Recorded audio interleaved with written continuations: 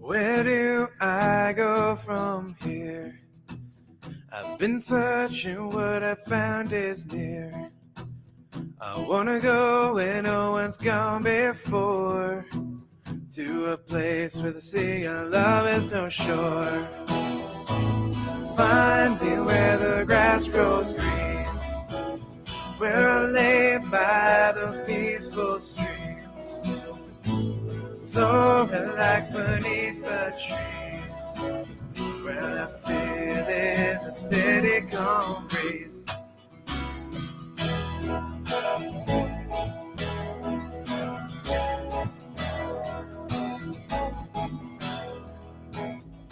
How do you recognize that place?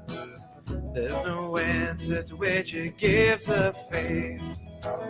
Take me to that sweet dreamland, where the stars shine oh so grand.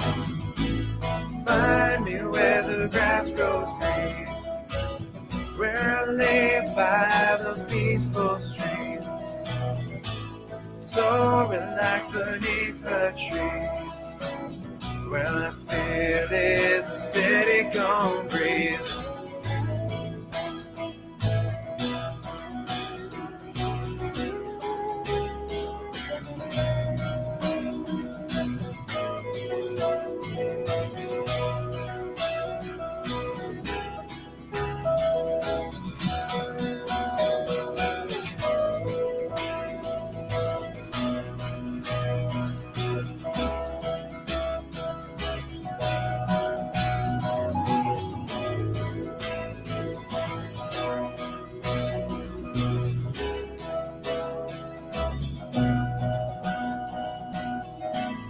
Find me where the grass grows green, where I lay by those peaceful streams, so relaxed beneath the trees, where I feel there's a steady calm breeze.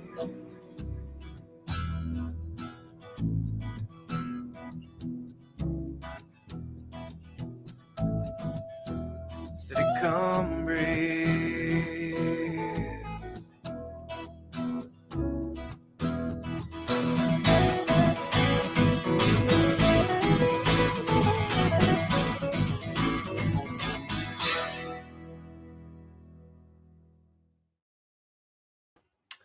All right. Yeah, so that was the first. Oh, sorry. Next video played. Yeah, so I recorded that when I was or wrote that when I was in a really good mood. And that's what kind of came out. So there you go. Now I'm gonna let's go out here. Sorry, this is going crazy on my computer. Okay. And I think I'm good now. Cool. I think. We'll see here. Anyway, hello everyone. So yeah, so I wrote that. I was 12. No, that was not 12. Anyway, yeah, so that song, I was just in a really good mood, wrote it, and did that. Give me some church up while I'm making fajitas. Sounds good, Salty. So David is going to bed. So good night, David. And then Paul and Baza and Dude and Peach Fan and Finn and Irate. And I'm just scrolling Awesome One. And yeah, so 21 years ago. I do, because there's still more years to go. Anyway, so two reasons why I wanted to talk about my story.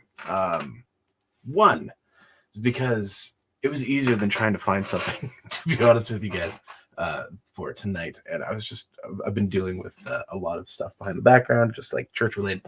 So I thought, you know what, I do want to share my story. However, I also want to give you guys some insight as to who I am and why I believe what I believe, but also why I do what I do. So in theory, this should help you. And obviously, if you guys have any clarifying questions about anything dumb I say, feel free to go for it. Yeah, so I was born in 1987, March of that year to be more precise, and the 24th of March to be even further precise. I was born into a family where we weren't Christian. My biological father, who I don't call him dad ever because he's not my dad. He's the functional donor to my life. That's the role he's played, so I'm grateful for that. But not much else. Now, so him and he grew up in a church, an abusive home, all kind of stuff. And then there was my mom who grew up in like a nominally Catholic home, and that was basically the extent of any church religious upbringing that I had. I was baptized as a baby in a United Church, and so let that go where that goes. Yeah, so that's kind of it. And then a couple years later, my brother was born, and we were living in Toronto, Ontario at the time. Then, right after my brother was born, a few months later anyway, my mother caught the biological guy in the bed with another woman, and thus a divorce began. And thank you, Stuttering Guitarist, for your generosity. I appreciate it. And he just had a video release, so check that out. Or he was just on an interview. He didn't have a video released. He was just on an interview, so we shared that out. So make sure to catch that. So where was I? Yeah, so my brother was about 6 months old.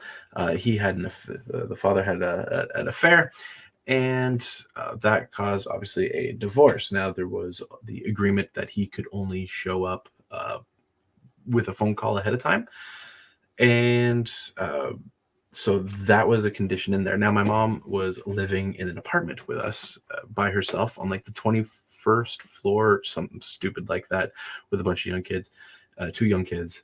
And one of the apartments below caught fire, and so they evacuated the whole building, and there's all the drama like that. She did not want to live under those conditions anymore by herself in Toronto in an apartment building. So we got out of Dodge, went to a little place called Owen Sound, which is kind of smack dab in the right heart middle of Ontario as a full thing.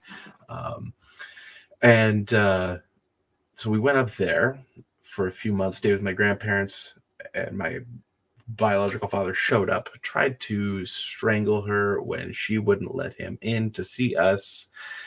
And grandpa showed up at that time, got him out of the house the appropriate way. And my mom realized it was time to move to Vancouver Island. And so we went to Vancouver Island, moved there. I was about 3, maybe 2 at the time. So Ontario out to BC. And my grandparents, they rented a house. And in the meantime, while we're all kind of getting situated, we're living with my aunt and uncle. And so make that kind of part of the story short. We ended up moving to a little place called Langford, and then to a little town adjacent to it called Colwood, and that's where we settled for the first chunk that is somewhat memorable. And in those early years, there was no father figure around. It was my grandpa and my uncle. And so yes, exactly, across the water from you, Salty. And so we are from basically the same ground. And one of the keys there is those were the male influences in my life, other than Master Splinter and Optimus Prime and those kinds of guys. Right? So they were my father figures. Learning from them, learning that like moral center, like what to do, how to do what's right, even when it's the hardest thing to do. The first time I remember asking anything about Jesus or God was when I was about 6. Now we did have like a children's Bible. I still have it. That was given to me by my aunt, and it's that one from the 80s where it's got like all the graphic paintings and pictures. You see like the white water with the flood. The flood story was always the coolest pictures in that book, as they usually are, because it actually kind of accurately told the story. I didn't really understand it fully at that time, obviously. However, it was really cool. And so anyway, so I was standing in this hallway at the bottom of the stairs, and I just looked at my mom. I was like, "Mom, who's Jesus?"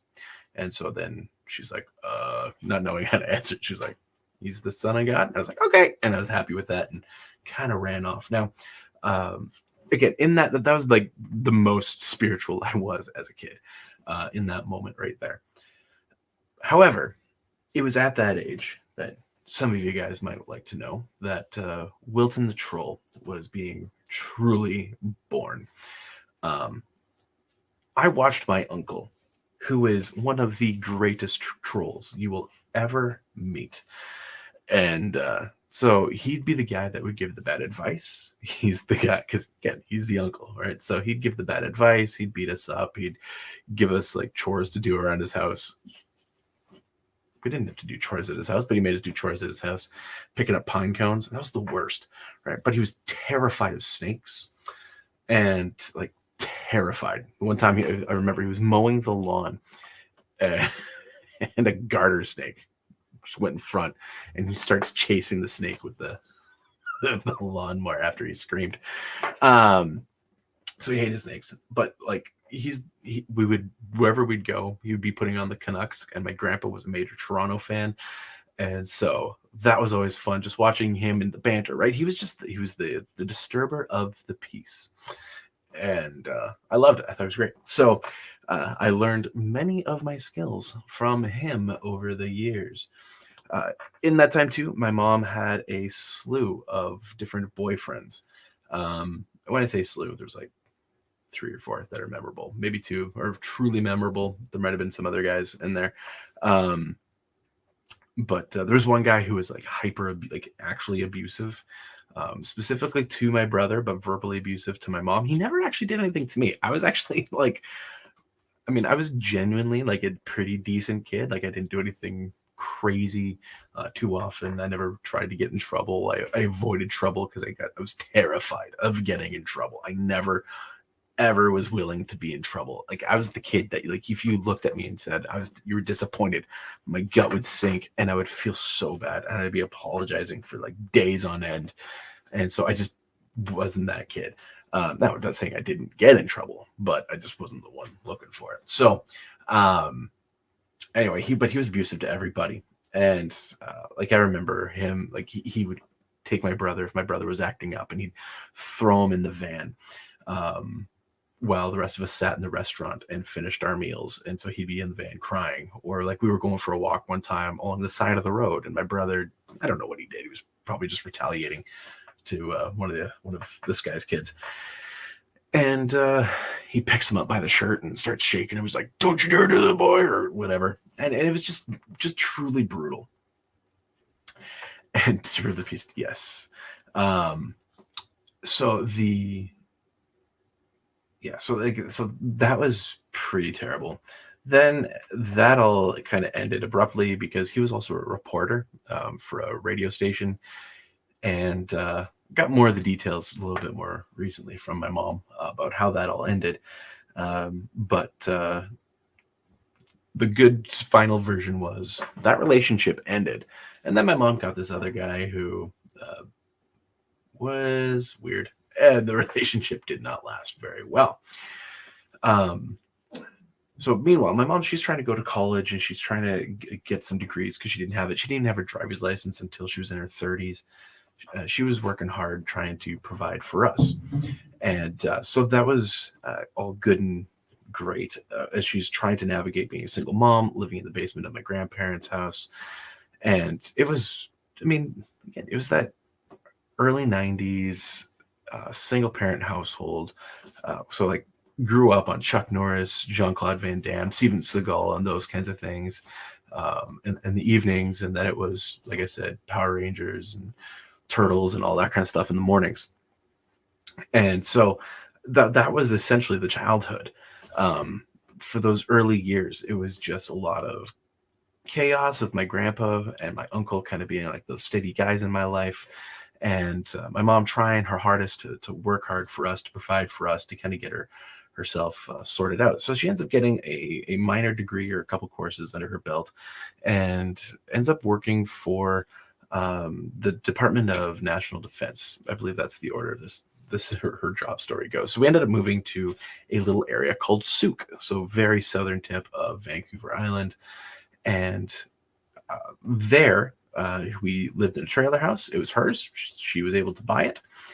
And so she owned that thing as far as I can remember. Maybe my grandpa did. Details are vague, but I just know that we lived in a trailer. And started going to new school, all that. And then I was only at that school for about a year. However, during that year was my next experience with church. And there was this kid in my class who invited me for a sleepover. So I would go to his house, and don't remember what his last name is. I do remember his first name, but just because of the way the internet is, I'm not going to say his name. I'll say it's Andrew. So Andrew invites me over to his house for sleepover, and then invites me to church. And I remember going into the church and being like, okay, because it was a Saturday night. So Saturday night service, maybe it was a Sunday night service. Pretty sure it was a Saturday night service. And thinking like, this is weird, right? This is church. Okay, it kind of stunk. The music wasn't really good. There was these chairs. Like, you guys know the chairs where it was like the very thin cushioning with like the tin frames, and like I think if I remember correctly, they were like a gray or a blue. And I just remember that, and the pillars being right in the middle of the room of this church. And so the kids are then released to go to Sunday school. So I go with Andrew and whatever other kids to go up to Sunday school. So I sit in this class, and in this classroom, there's fish and nets and seaweed. And I thought, this is weird, but okay. And I remember them, I vaguely remember the story being about Moses. And so the teacher, she's like asking questions of everybody. And I'm like with my very limited children's Bible knowledge that I just would read on my own, would try to answer. And also just from the random tidbits that I'd pick up from various places. And the lady kicked me out of the room. No idea why. Closed the door. So I'm just like waiting outside, not sure as to why I was waiting outside. I couldn't hear what was going on inside, so that was kind of weird. And then I got invited back into the room, and I was like, okay. So that was my next experience of church. And it was just like, I'm out. This is weird. So my mom then ended up getting a job at one of the institutions, federal institutions. So she worked for Department of National Defense, and then she got a secretary job at a prison. And she ends up meeting a guy there who was the assistant warden. And they ended up getting together. They got married. So I now had a stepdad. The year before grade 6 started, they got married, and I went to junior high. And so I went to the junior high there in Souk. And it was during that period that, like, when they first got married, and this is one of the cool little things from that time, is before they got married, he said we couldn't call him dad. And I was like, that's fine. You're not my dad. Once they got married, it was about a week later that we're all living in the house together. And I went up to him. I said, do you mind if I call you dad? And he said, sure, you can call me whatever you want. And I said, okay. And then from that day on, I don't remember not calling him dad. So when I henceforth refer to my dad, I am referring to this guy that my mom married. So he's my stepdad, but he's my dad. And by the way, Last time I talked to the biological dad in this story was when I was about 6. He randomly showed up with his girlfriend and a son or stepson and my half sister, and then that was basically it. So there was no phone calls or child support or anything like that for ever or ever. So call we dad already? What? Anyway, okay, cool. So where am I? Grade 6. And obviously grade 6, like the changes are coming, you're experiencing puberty, and uh you're told to shower, so you do the fake shower. You go through more effort to make it look like you showered than you actually do showering. So like I would wet the entire tub and the walls with with the shower head, and I would even like wet my towel and get some water on the floor, and just so that I didn't have to shower. And obviously, if I just showered, it probably would have been like half the time. Um, but when you're 12 years old, you're not thinking like that. So, um, one of my favorite movies growing up in that period of time too was a movie called Angels in the Outfield. Disney's Angels in the Outfield, a movie that Disney would never make today. Uh, so I was bullied to a pretty brutal extent. It was increasingly bad. So some of those kids, they were trying to offer me like chewing tobacco and those kinds of things, and I said no. And a bunch of the kids all wanted to fight me, and even though I had fair bit of confidence that way, I never wanted to fight. I never wanted to be the aggressor. So I said to the one kid, like, no, I don't fight. And then I was ridiculed for about a month and a half because of the fact that I said, I don't fight. It all accumulated to this point where one day we're in gym class, I think we're playing kickball or baseball or something in a ball diamond. And I'm up at bat. We have a a sub, and the guy turns around, and the kid that was being the bat catcher pushes me down. Well, it's so that I get up, and I was like dazed, didn't know what was going on. The teacher turns around and he sees that I'm getting back up. He's like confused, and then the kid at second base gets his attention again, to which bat catcher knocks me down again, sweeps my feet. And so I'm just like, I'm not going to react. I'm just so mad, but I'm just not going to react.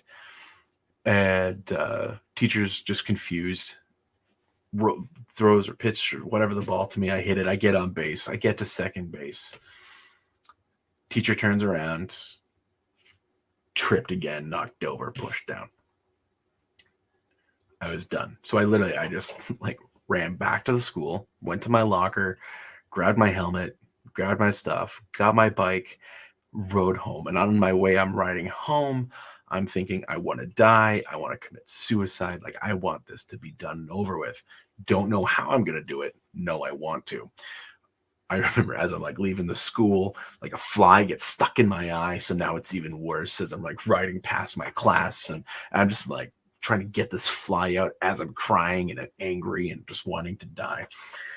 Get back to my house, and I'm just like crying and sobbing. My mom comes in the door from work about probably 2 hours later or so, because like literally I'm just like upset for that whole time, not knowing what I need to do, but knowing I want to die. So then that night, instead of dying or figuring out a plan, I just remembered the movie Angels in the Outfield.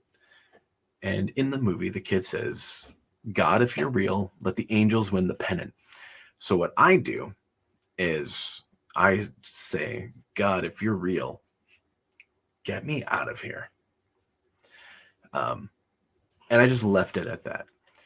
About a month and a half later, my dad got a job offer to go to a city called Abbotsford, British Columbia. And so I finish up the school year there, and then during the summer, that's when we move, and I go to a new elementary school over there. And it was better. new experience, new people, got some new friends. One friend in particular, who I still call Jimmy, but he doesn't go by that anymore because he decided he didn't want to. And so, anyways, so grade 7, that was where I ended up defending my brother like fully for the first time. So it was probably got to be like a springtime because the weather was fairly nice. There was leaves on the trees and it was gorgeous out. I'm just like casually riding my bike up this path back to our house, and there's like a bunch of families all that to walk on this path. And my brother was about 100 yards ahead of me, and I see him going to round the corner where there's the fences, but then 3 guys jump out, and they they jump him, and they just start wailing on him. And I'm with Jimmy, and I'm just like, what? And I just get going on my bike. I ride up. The kid that was in my class that saw me riding up, that was wailing on my brother, he booked it, but the other 2, they didn't see nor hear. And I took the time. I stopped, put the kickstand on my bike, took off my backpack. By the time those guys realized I was right there, I had grabbed them both by the shirts, literally hoisted them up off the ground, thrust them against the fence. I was like, if you ever touch my brother again, you're dead. And they were terrified.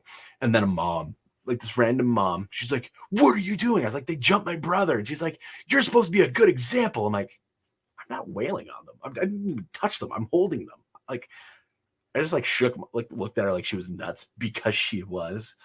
And then I threw those guys down and said, get out of here. And they ran away. Then I got my bike and just stayed with my brother and my friend. And we went back to my house.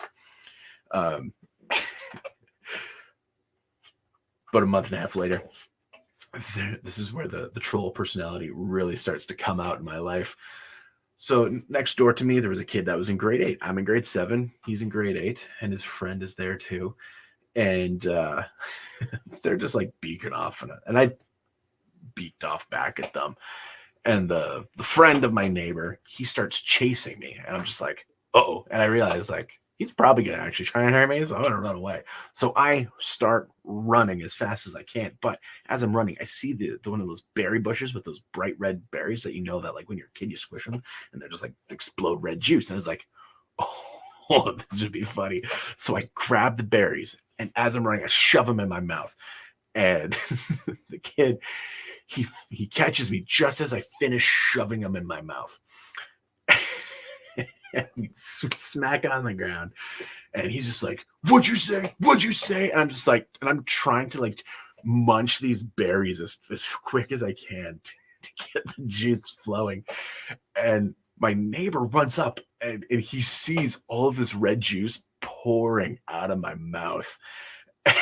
and so I'm just like trying so hard not to laugh in this moment, and I'm just like trying to feign pain as best I can, but I'm just like, this is too good. And so like the guy that's on top of me freaks out, and he gets up and he runs away with his friend. And then because I'm an idiot, I say, ha, you guys are dumb. That was just those berries over there. And they're like, what? And so then now I have to actually run home as fast as I can. I get to the door. My hand is on the handle, and I'm just pushing it open to go in. And he grabs me by the shirt, rips me back, so the door slams shut. He throws me on the ground. He's just like got his knee in my back. And then my mom, she heard it all, and she ended it fairly abruptly. However, it was pretty fun. Anyway, so trolls. That was the troll side. Then I go to high school because grade 8, they started high school there. So grade 8 was kind of just like a whatever year. Nothing super significant happened other than like joining competition swimming, which I was fairly decent at. And then, so grade 9 happens.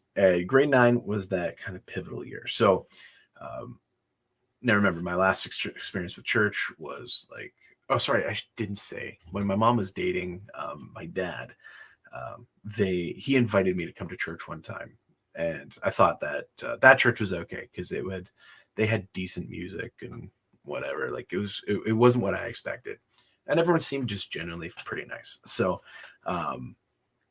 Anyway, so that was a decent church experience. But then we went to this church in Langley, BC. I'm going to name drop it because I am friends with some of the pastors that are there now, so I don't mind making fun of them. I know that they've gotten better. Um, so a church called CLA, Christian Life Assembly, in Langley, BC. We were invited by my dad's best friend to go and visit this church, and it is one of the big churches in Langley. Like they were and probably are still considered like a flagship church in the Pentecostal Assemblies of Canada.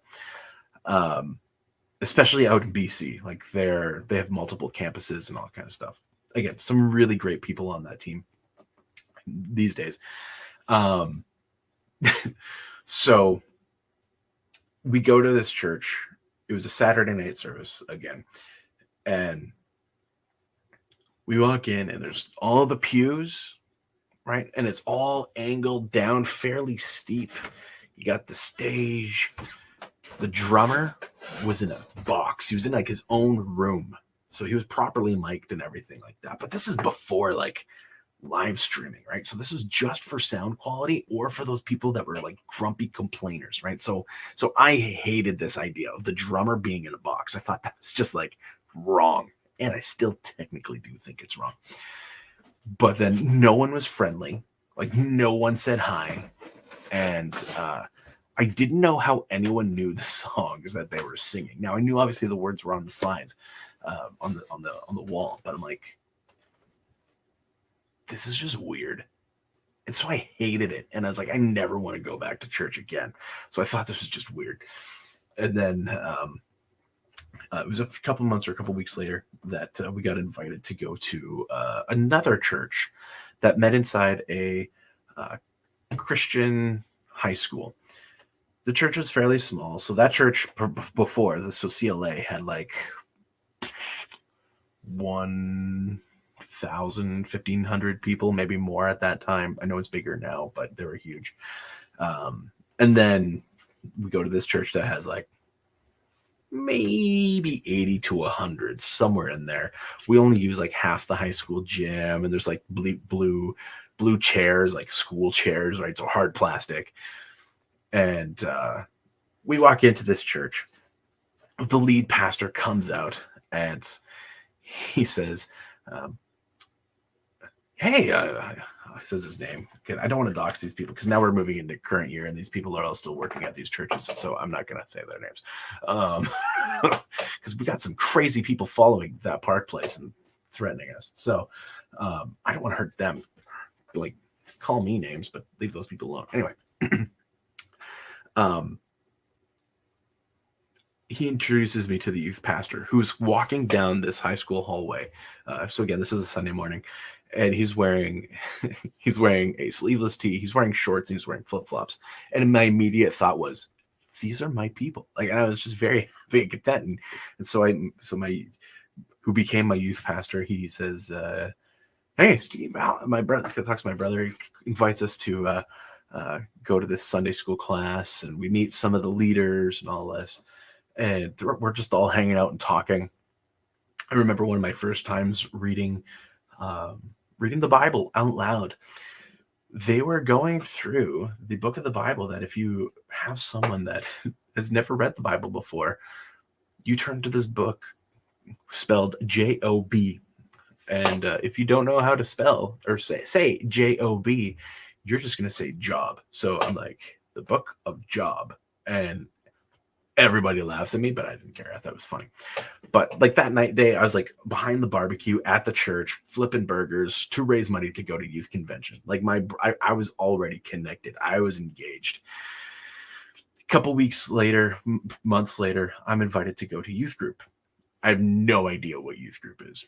There's nothing in my brain that would be like, yes, youth group. This makes sense. So I get invited to go to this person's house because that's where youth group was hosted at the time. Because again, we met in high school gym, so we didn't have a church proper. And go in there, and one of the leaders, she tells me like I'm supposed to go to the back door, and I thought I was in trouble, and it was really awkward. Anyway, so go in, and I'm meeting everybody, and it's just chaotic because it's a bunch of high school kids being stupid. And talking about the Bible, singing songs.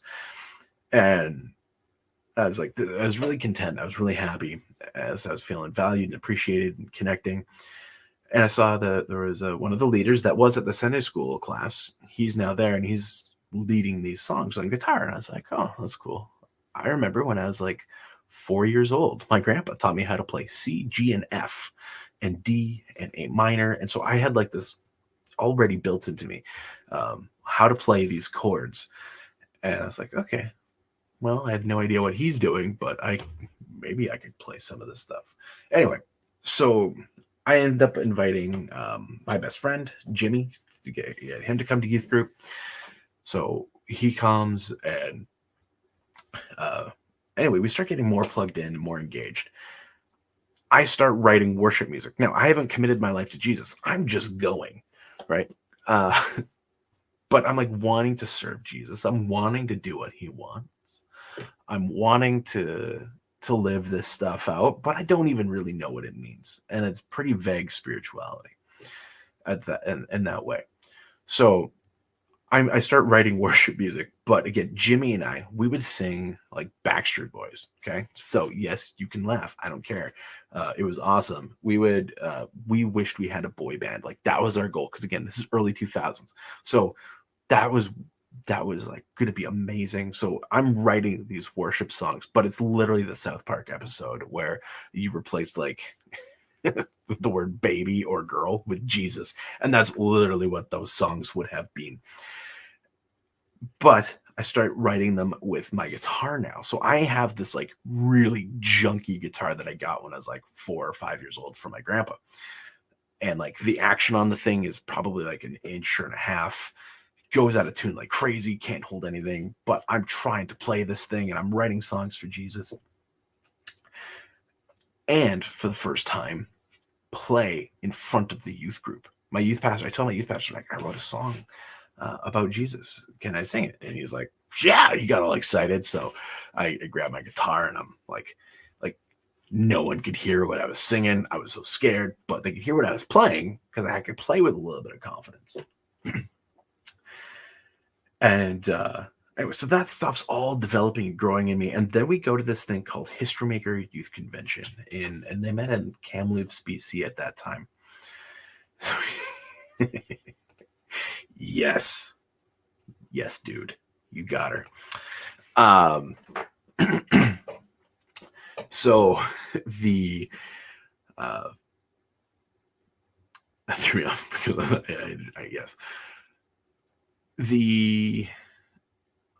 So History Maker Youth Convention. So it was May 19th, 9:45 p.m. that I'm listening to this guy by the name of David Nasser, and he's saying his story, and very many elements of his story connected with me because I'm like, I went through something very similar. Now he had a dad, I didn't. But there's elements that it's just like, okay. And I realized in that moment that God has a similar plan for all of us. It plays out different, but he has the same goal. So when David Nasser says, do you like who wants to give their life to Jesus? Just stand where you are. I was just like, okay. So then I stood, and actually my best friend who I invited to church, he also stood. So we both gave our lives to Jesus at that night, at that time. And youth pastor comes, prays over us and all this kind of stuff. And we're excited and all this. But now I'm a Christian, right? So like now I'm making that cognitive line in the sand with things. However, still very brand new. Start telling my friends at school, like, I'm a Christian now. And then one of the girls, she said to me, so you're a Christian? And I said, yeah. She's like, are you one of those Christians that believes that if you're not a Christian, you're going to hell? And at that time, I was this ignorant, stupid me. It was just like, no, I'm not one of those guys. I very much am one of those guys now. And so anyway, fast forward 2 months, we go to this thing called Bible camp. And I'm like, what's Bible camp? And they're like, well, we go and play sports during the day, and then there's church services at night. And I thought, that sounds awesome. So Nanoose Bay Teen Camp is where that was. So I went to Nanoose Bay Teen Camp, And when you're on a team, by the way, at that camp, you're on that team for life. So I'm a Lion. If ever you go to News Bay team camp, you'll know what you are. I'm on the Lions. And yes, they're all NFL teams. So now, don't know what service it was. I know it was an evening service. Don't remember what the sermon was. Don't know what the altar call was. I just remember thinking I should respond. I feel like I should go to the front. So the band is playing the music, and I don't have anything in my heart or mind that I'm like really focusing on. I'm just like, okay, I need to do this. I just lay on the ground. Nothing weird. I'm just laying on the ground, just trying to like listen and hear, but I'm trying to respond at the same time, right? So my physical response, now I'm listening. And I just hear very clearly, you're supposed to be a youth pastor and you're supposed to go to Western Pentecostal Bible College. I was like, oh, okay, all right. So I get up, tell my youth pastor, and I'm like, hey, I was supposed to be a youth pastor too. God just told me. And he's like, and now if you've been to camps or anything like that, you hear that kind of stuff all the time.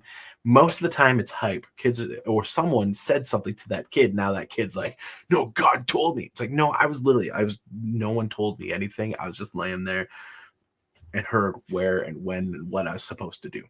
So I was like, okay, so I'm going to respond. And a week later, I ended up getting baptized at Cultus Lake in Chilliwack, BC. And the guy that I played Counter-Strike with, who we didn't know, me and Jimmy, we played Counter-Strike. This kid we played with, he actually saw me get baptized, and we didn't know that he was there. And so he's like, yeah, I saw someone get baptized today. And I was like, really? Where? And anyway, so cool story how God orchestrated all of that, because I've been playing Counter-Strike with this guy for months, probably a year by that point, actually. And he saw me get baptized. So I now had given my life to Jesus. I have my calling.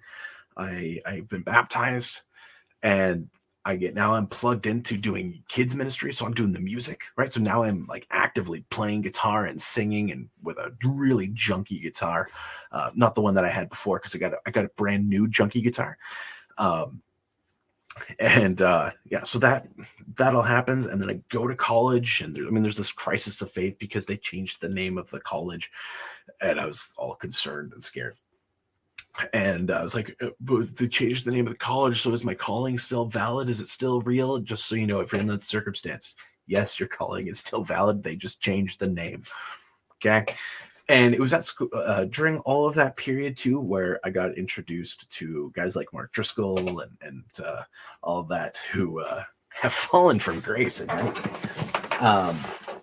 But that kind of influence, that kind of teaching really started to take hold of my heart and my life. And I would listen to these guys very faithfully, very diligently. And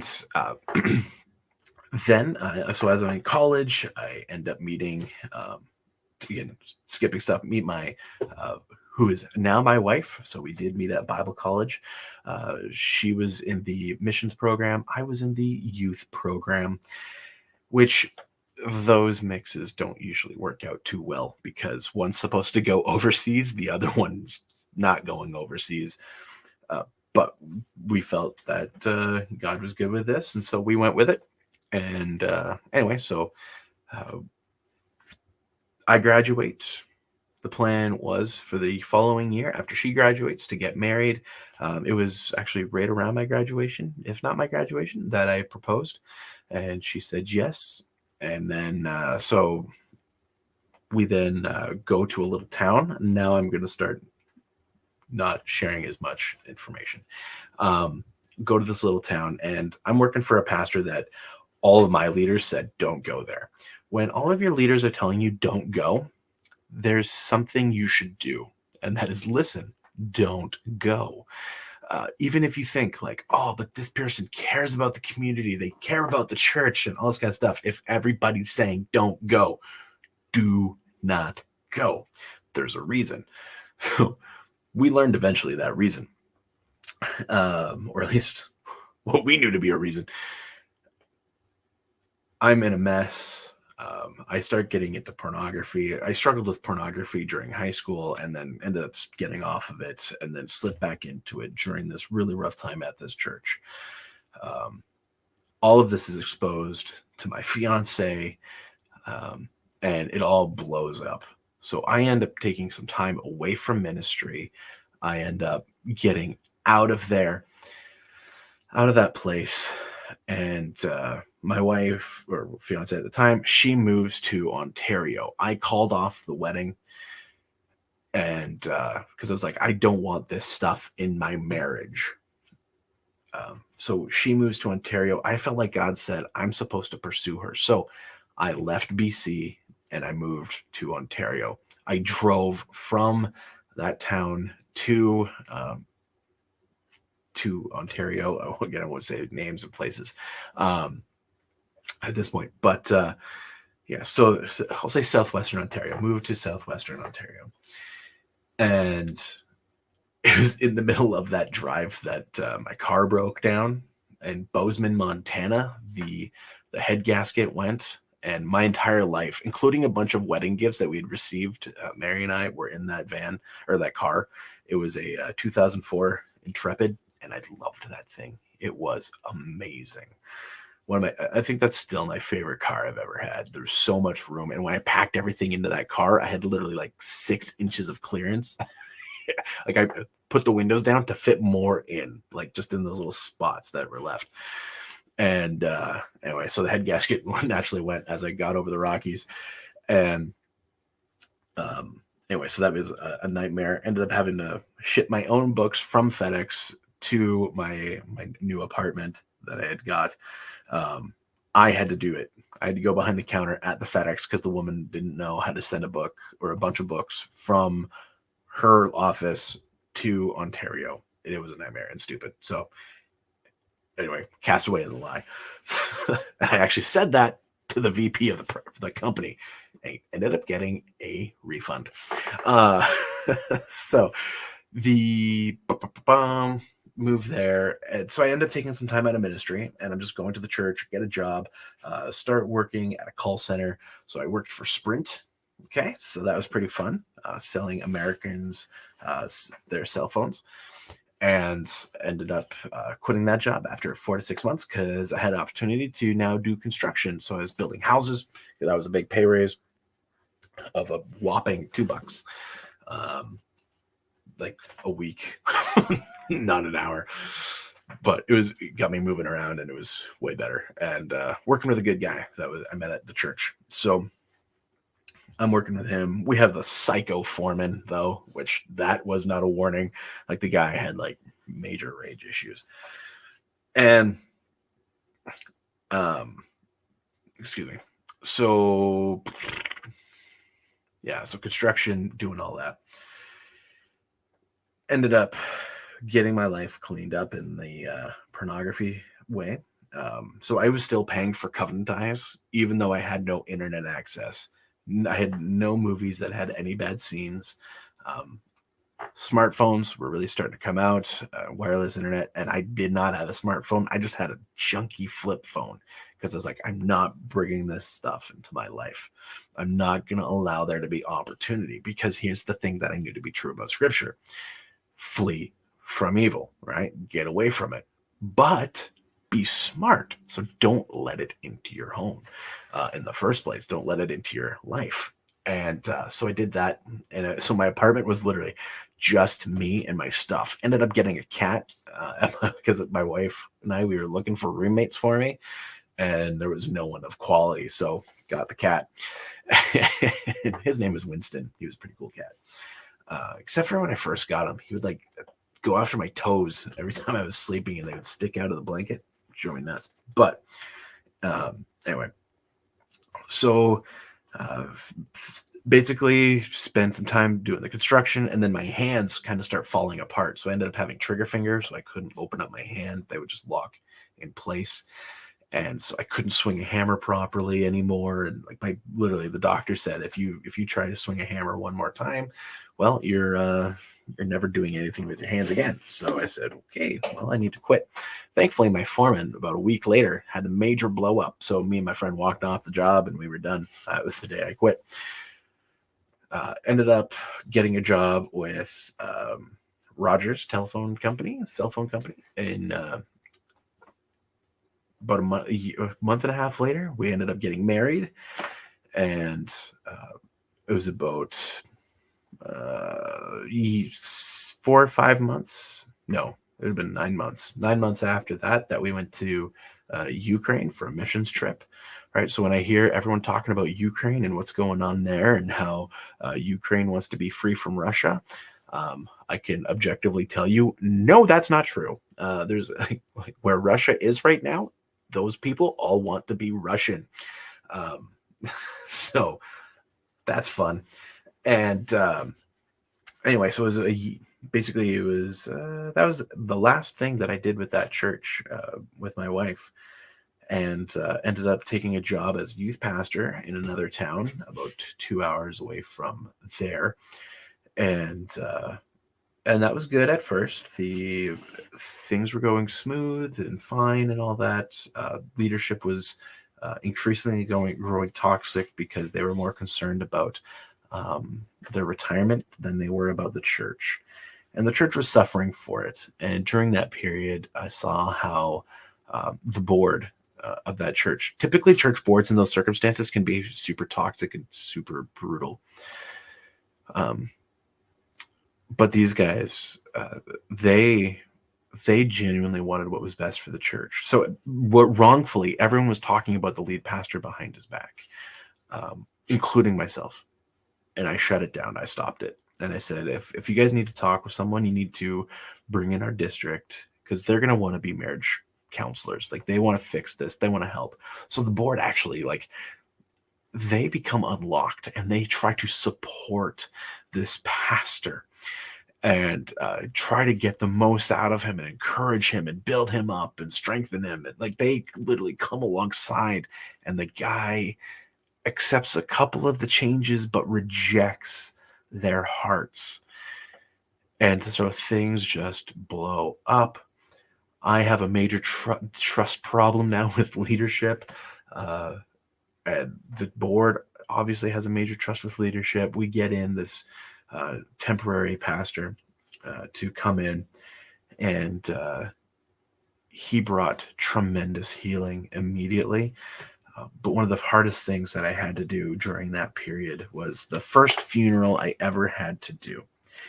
And that was a funeral for a baby. And this family, they'd been trying for 11 years to have this baby. Like, they had their older son, and they had him no problem, but then they couldn't get pregnant again. And then they finally did. And then, for no good reason, the baby was eating dinner and just died. So that was rough. And again, one of the hardest things I've ever had to do was preach that funeral. I never, ever want to do anything like that again. It's rough. But anyway, God got me through that. And same with the pastor. He helped tremendously, bringing healing and wholeness. And so I started learning more about myself and who I was throughout this whole process. And through that, started trusting my leadership again.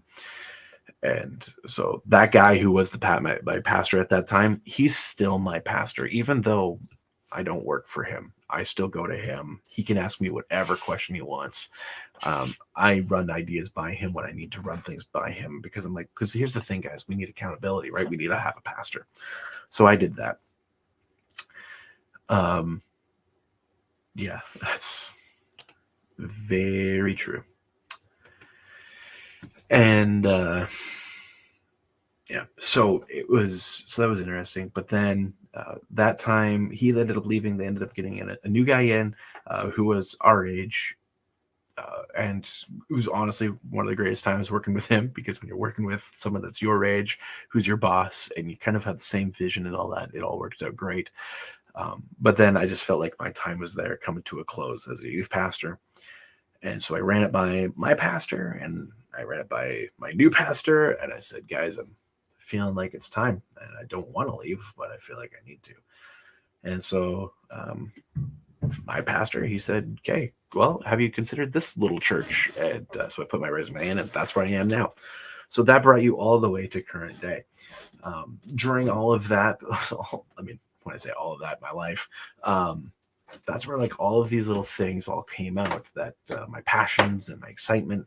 It was in grade 9, after I became a Christian, that I had confidence, and I was able to stand on the table, and I started singing I Am Cow. If you guys know that song, Arrogant Worms, I Am Cow. I would grab the stool, stand on the table, and put it on my stomach, and just start singing I Am Cow.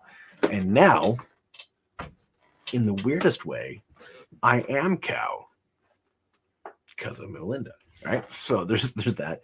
I'm an extrovert with introverted needs. I've learned that about myself throughout this whole thing.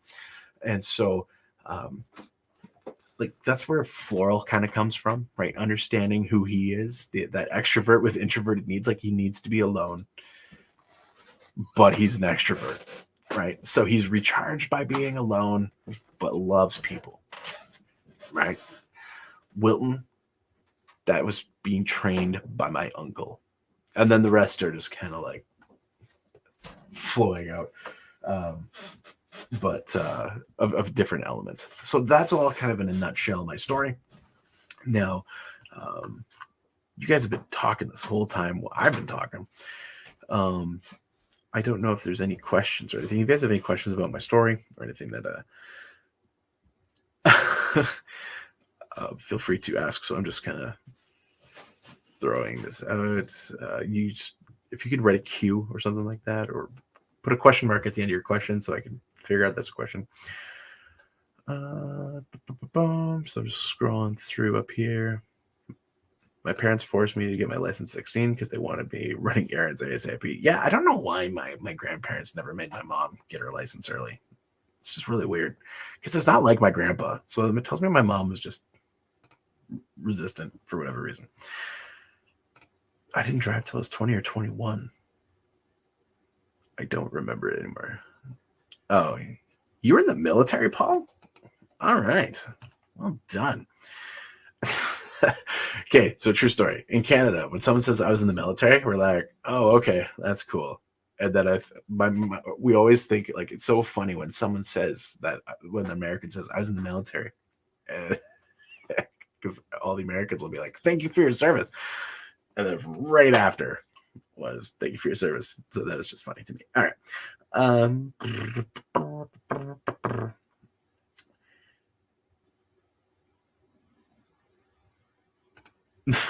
It's just, yes, this is true, and especially true today. Hello, Penny. I see you in the comments there. Hello,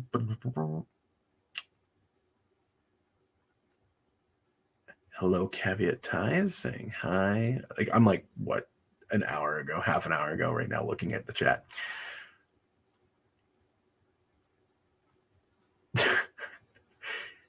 I feel like dude gets me in this whole conversation as I'm just like reading through things. The acoustic box.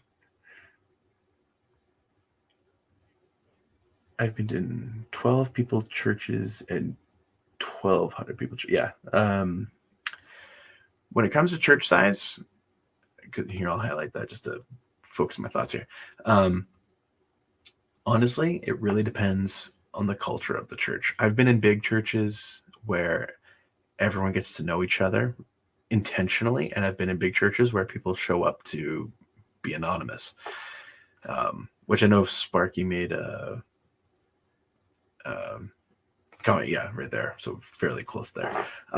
There can be that, but I also know in small churches there can be an anonymity things too. So, because even in my church currently, it's one of those things that I fight. And my church isn't huge. It's still a smaller church.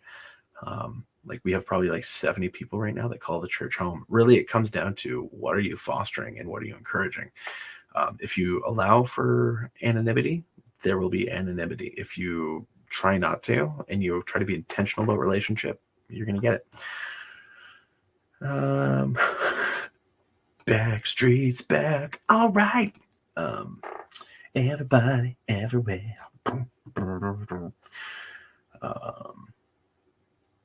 Brand new chunky guitar should be an ice cream flavor.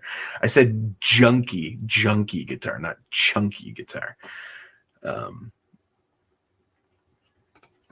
It kind of was. It really was kind of like a boot camp. That process in between college and getting in on it, being in Ontario. Yes, and that also drives me nuts that they make smart flip phones now.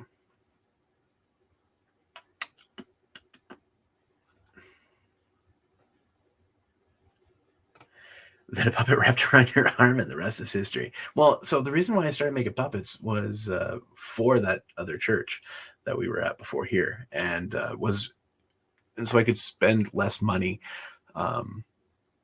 taking students out for coffee and stuff, because then we could just do stupid stuff like make videos.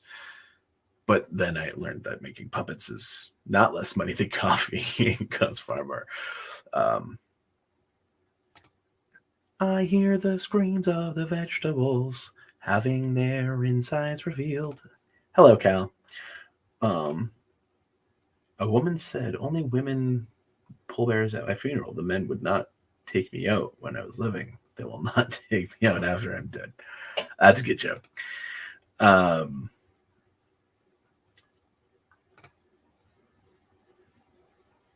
I don't my personality. People get to see my mental unstableness all the time. Yeah, that's the thing. Hey, I just focus it, right? All my mental issues.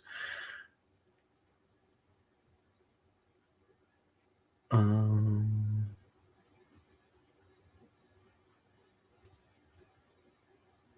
I've already caught up. Cool. Well, there we go. So yeah. Anyway, so that's that. Now I will wrap up here. Do you guys have any prayer requests? Anything? While you do that, we will be doing YouTuber Showdown finals this week. I've reached out to a few people about joining us for that. We'll see if they so choose to do so. Do you guys think it's worth doing YouTuber Showdown? Do you think that there'd be a better way to do it?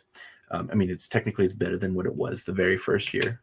So we've increased quality every year, becoming focused and more refined. But anyway, so that's this week. And then I don't know what to do for Church Under Rock next week. I know I need to start thinking about it. However, end of May, I was thinking about getting a couple people on to talk about holiness. Now, because based on that conversation that I had with Michelle last week, having a conversation about holiness. What was the ancient church's view of holiness? What was the push throughout the 60s and all that we saw that holiness movement? And how do we actually practically live that out today? Like, so what does actual holiness mean for us, right? So that ancient understanding, current understandings, bring that all together and try to wrap our minds around it. So, like, what is holy Christian living? What does that even mean? So, all right. Mexican Lorn Man or Iron? Is that supposed to Iron Man? Mexican Iron Man, he was in the first year that we did it, and he got smacked around in the second round, I think. That's when he lost, even with his weapons. I think he went up against Paulie. That was the year that Paulie won. Yeah. All right. You don't even know what YouTuber Showdown is? Cal. Repent, man. Show up on Wednesday for YouTuber Showdown at 9:30 on the channel. That's when YouTuber Showdown will start. We talk about whatever for the first 30 minutes, but at 9:30, It's YouTuber Showdown. All right, I see prayer requests coming in here, so I am going to quickly pray. All right. Oh, you knew to explain that. So YouTuber Showdown, we just pit random YouTubers in what if fights against each other. So like, who would win? Like Gary or Culture Casino, right? Who would win in a fight? Tell us why. Tell us how the fight would go and who would win. That's essentially it, and it's just nonsensical funny. All right, I'm gonna pray. Jesus, we thank you so much for this opportunity. I thank you that I was able to share my story. I pray that this would be helpful to somebody, and that Father, you would guide us and lead us and help us all to go the way that we should go, even when it's not easy. I ask that for all these tornadoes that are going on, that Lord, you would just cause them not to happen, and that the fears of them would be relieved, and that all of the storm watchers, that they would be able to bring wisdom and guidance to those that are in the paths, and that people would listen to them appropriately, and that you would cause fathers and those figures in homes to rise to the occasion and not go to sleep if they need to, so that their families can rest, but they can pay attention to the safety as well. I ask for Bandaloo and all of her tests, that would all wrap up and go well, and that all procedures following would go smooth, and you give the doctors wisdom, but we do ask for your complete and utter healing.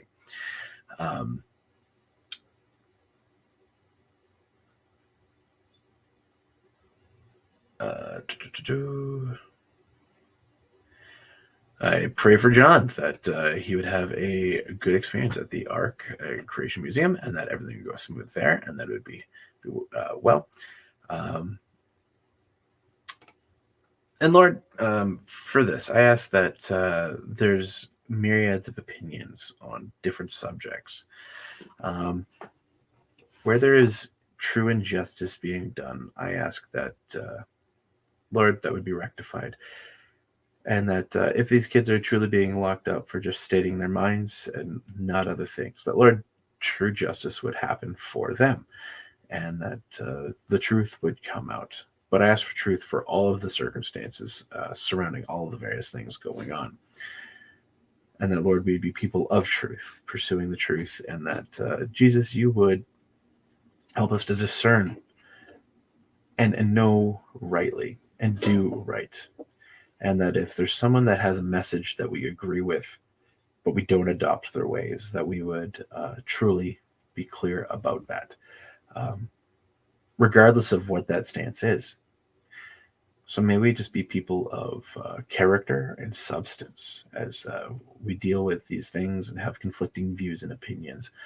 But Lord, I ask that during this time that those guys that are being locked up right now and in prison, that Jesus, you would speak to them and encourage them and help them to see the truth, and that if they're to be more resolved in operating in a way or another, that you would help them to do so rightly and morally and justly, and that you would do a great work there.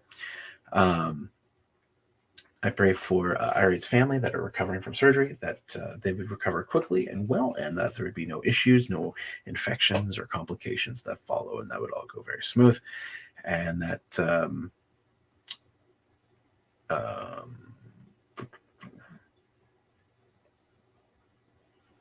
I pray for Finn and the test, that would all go well, and that you would bring everything to mind that needs to come to mind, and that she would remember what she studies, and that, Lord, she would honor you with her mind.